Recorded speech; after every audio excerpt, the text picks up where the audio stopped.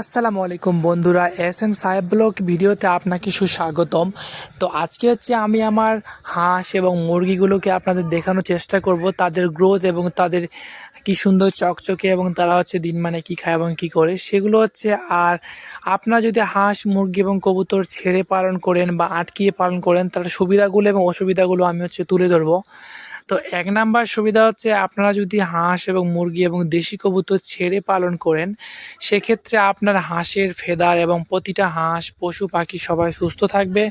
যদি আপনার এখানকার পরিবেশটা অনেক সুন্দর হয় তাহলে সুস্থ থাকবে এবং অল্প খরচে আপনি হাঁস মুরগি এবং কবুতর সব কিছুই পালন করতে পারেন। এই যে মুরগিগুলো দেখছেন তাদের মুখগুলো লাল লাল হয়ে গেছে।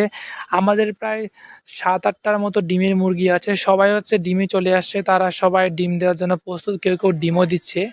তো এই যে আমাদের দেশি হাঁসগুলো, একটা দেশি হাঁসের ডিম, রানীগুলোর ডিম না, রানীগুলো ডিম দেওয়া ধরবে কিছুদিনের মধ্যে।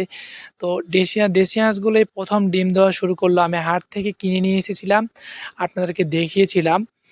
তো আবার বলি, আরেকটা কারণ যদি ছেড়ে আপনারা হাঁস মুরগি পালন করেন তাহলে আপনাদের হাঁস মুরগির স্কিন সবসময় চকচকে, একদম কোনো রুস্কো খুস্কো বা কোনো ডেনা তুলো বা যেরকম ফার্মে আপনি মুরগি পালন করলে আটকিয়ে অনেকগুলো মুরগিরগুলো দেখবেন ডানাগুলো কীরকম একদম খেয়ে নিয়েছে বা ঠুকরা ঠুকরি করে মারপেট করে।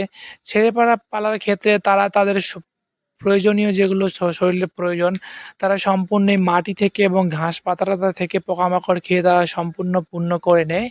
কিন্তু আটকিয়ে পালন করলে সম্পূর্ণ ভরসা, সম্পূর্ণ ডিপেন্ড আপনার উপর। কেননা আপনি যদি চান এবং আপনি যদি খেতে দেন তো তারা খাবার পাবে এবং না দিলে পাবে না। এই জন্য আটকিয়ে পালন করা অনেক কষ্টকরই হয়। আর দেশি মুরগি, দেশি কবুতর বলুন, দেশি হাঁস বলুন, তারা মূলত ছেড়ে পালার জন্যই বেটার, এদের জীবনটা এরকমই।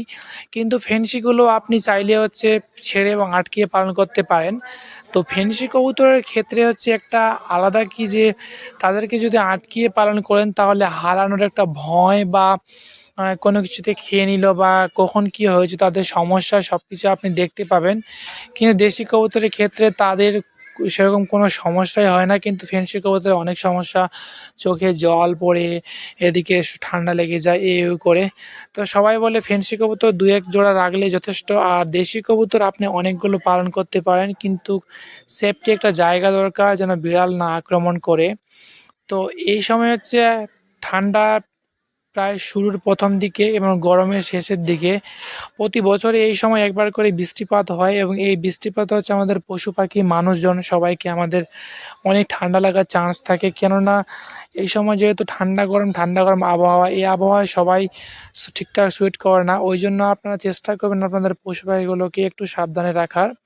যেহেতু ফেন্সিগুলোকে সাবধানে রাখেন, বাদবাকিগুলোর কোনো ততটা কেয়ার না করলেও চলবে এবং শুধু শিয়ালের হাত থেকে বাঁচানোর জন্য একটু প্রোটেক্ট করবেন। কিন্তু আমি সবসময় বলি যে দেশি কবুতর ওগুলো মুক্তভাবে পালন করা বেস্ট এবং ফেন্সিগুলো আটকিয়ে পালন করা বেস্ট। গরমের সময় আপনি মাঝে মাঝে ছাড়তে পারেন, তাদের শরীর ভালো থাকবে এবং উড়াউড়ি করবে। এক দাদা বলেছিল যে যে কবুতর যত বেশি উড়াউড়ি করবে তার রোগ প্রতিরোধ ক্ষমতা তত বেশি, এবং যে কবুতর যত বেশি উড়াউড়ি করবে না তাদের রোগ প্রতিরোধ ক্ষমতা তত কম। কথাটা একদমই বাস্তব, একদম সত্যি। যদি আপনারা নতুন হয়ে থাকেন এরকম সুন্দর সুন্দর টিপস বা কবুতর পালনের ক্ষেত্রে বা কিভাবে কবুতর পালন করতে হয়, আমার পাশে থাকবেন এবং আমাকে সাপোর্ট করবেন এবং সাবস্ক্রাইব করবেন। ঠিক আছে, ভালো থাকবেন।